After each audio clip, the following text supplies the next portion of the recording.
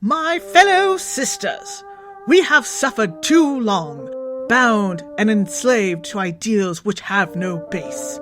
I call upon you now, women of Pippington, to unburden yourself and set your feet free. Letitia Hampnell, Mistress of Talcourt.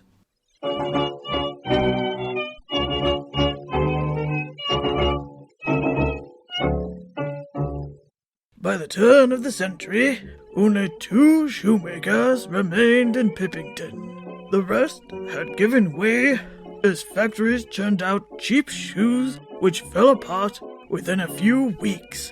In Northtown resided Bartholomew Cordwainer. For the past 10 years, his shoes had been the epitome of fashion, the designer footwear worn by old ladies of high society. However, such beauty came with a price. Tonight was my first gala and dance.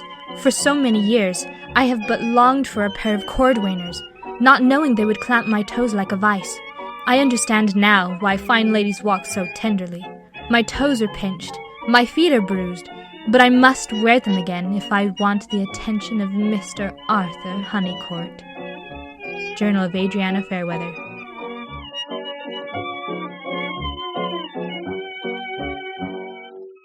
Across town, among the tradesmen and shopgirls, was Talbot's Boots. The shop had been passed down for 3 generations, surviving changing tastes and times.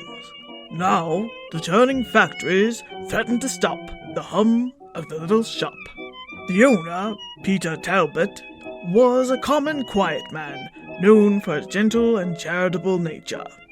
Each day, he and his workers scraped just enough to make a living out of repairing factory shoes and making sturdy boots for the working class. However, all of their work could not make up for the loss of customers. Then one day, John Havish, the local tanner, gave Peter a piece of griffin hide. At that time, griffin ranches were just developing, and the leather only came from wild griffins. Mr. Havish's gift to Mr. Talbot was worth half a year's income and was the key to a whole new world of business. Within a few days, a pair of shoes surpassing the beauty of cordwainers appeared in the window. Crowds formed around them, and then the first high society customer arrived. Dear Mrs. Offenbach, I have just received a pair of shoes from that little shop on Dabbler Street. You must go to the shop and order your own. Mr. Talbot is a worker of podiatrical magic. For years I've sworn by those traps of cordwainers, but now I have found shoes which are both beautiful and yet as comfortable as walking on clouds. Letitia Hampnell. Dear Mrs. Hampnell, these shoes are more than even magic. They are a miracle of comfort, a siren of freedom, a herald of a new world of fashion. I shall write a column in the Rosetown Journal immediately, and pray our sisters will be bold enough to break cordwainers' chains from their feet, and embark on a new era of footwear. Petunia Offenbach. With the sounding cry made by the leaders of high fashion, Peter Talbot woke to a new day with customers crowding the street and lining the block to have a pair of his handcrafted shoes.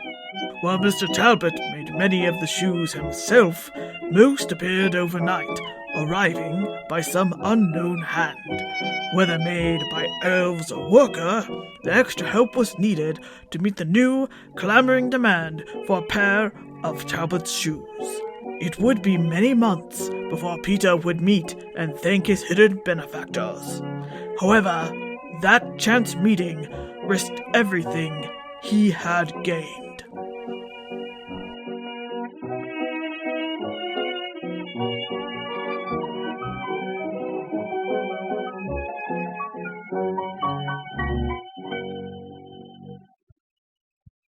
I wonder if the boys and I sing an old song for you, if it will bring back memories.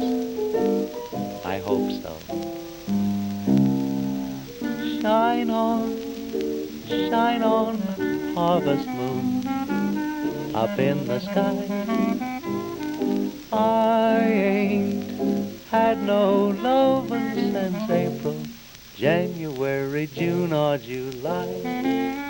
No time, ain't no time to stay outdoors and spoon. So shine on, harvest moon, for me and my gal. Shine on, harvest moon, up in the sky. I ain't had no lovin' since April, January, June or July.